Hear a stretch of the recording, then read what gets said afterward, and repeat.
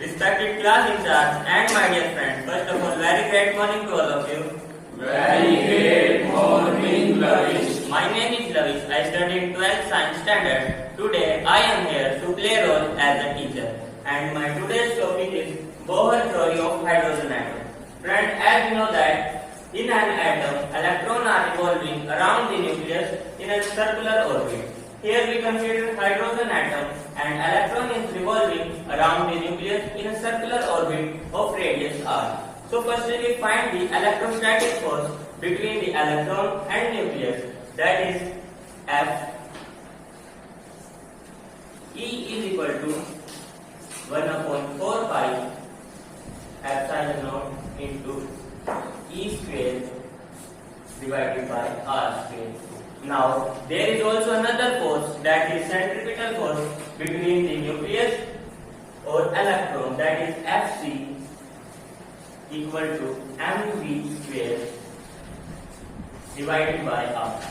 Both these forces are equal because necessary centripetal force is provided by the electrostatic force between electron and the neutron. Now, both these are equal, so 1 upon 4 pi epsilon naught E square divided by R square is equal to mv square divided by R. From here we cancel out R and we get 1 upon 4 pi into E square by R is equal to mv square. Friend, we also know about the Bohr quantization condition, which is angular momentum is an integral multiple of h upon 2 pi. It is L is equal to means angular momentum is equal to mvr and h upon 2 pi. From here, we find the value of velocity, that is v is equal to nh upon 2 pi. We use this value of velocity, both here m and r also come in denominator as we find the value of velocity. We put this value of velocity in this equation and find the value of r.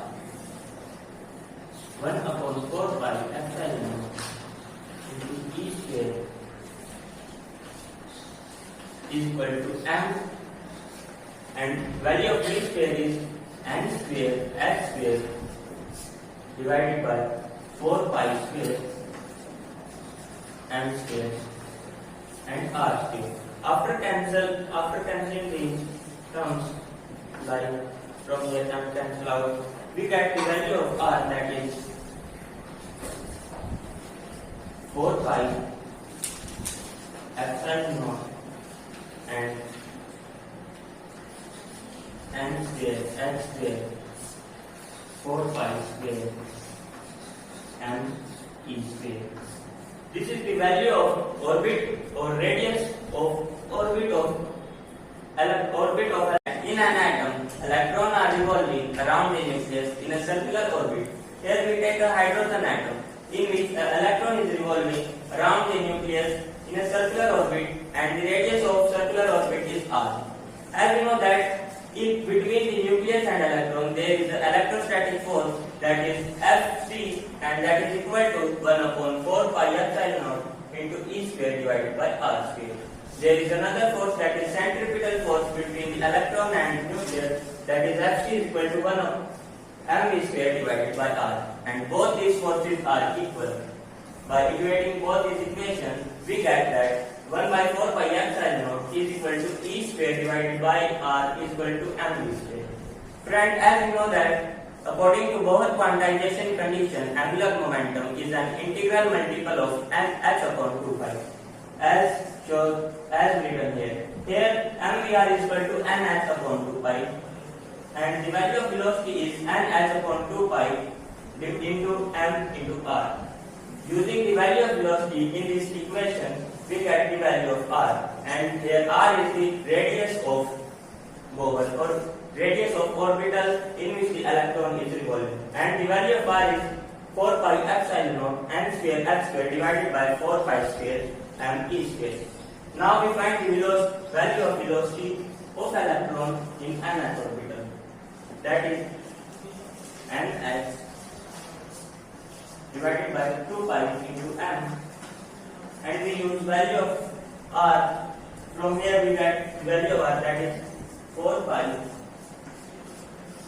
epsilon naught n square x square, and this term 4 pi square and e square. After solving this, we get the value of velocity, that is v is equal to 1 upon 4 pi epsilon naught into 2 pi square, so 2 pi and e square divided by n h. This is the velocity of electron in the nth orbital. And if we consider hydrogen-like species which consist same number of electron but different number of proton or neutron, then the radius becomes, we add z in denominator, and for velocity here we in numerator we multiply with z, and this is the velocity of hydrogen-like species electron revolving around the nucleus. Then velocity of electron is this, and radius of orbit is 4 pi square n square z square divided by 4 pi square m square, and also multiply with z. Here z is equal to atomic number.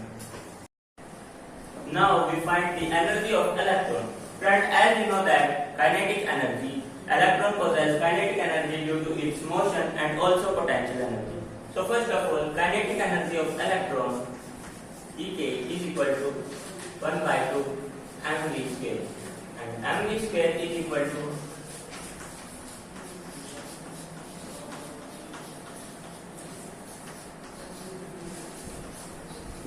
this is our kinetic energy of electron, and as we know, potential energy is equal to 1 upon 4 pi epsilon naught e square divided by r. Here negative sign show the charge of electron. Now we find total energy of electron, that is capital E, and which is equal to kinetic energy plus potential energy. Adding both these, we get our total energy, which is equal to minus 1 upon 4 pi epsilon naught into E square divided by 2r. And if we find the total energy in another form, then we put value of r from here and get equation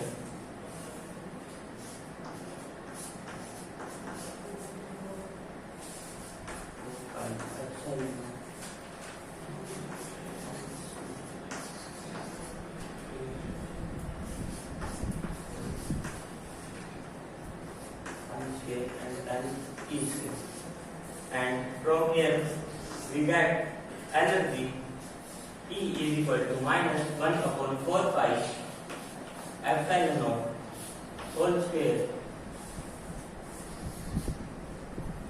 to pi square and e raised to power 4 divided by n square h square. This is the energy of electron, and for hydrogen-like species, energy of electron is we multiply with z square. So friend, this is all from my side. Thank you and have a nice day.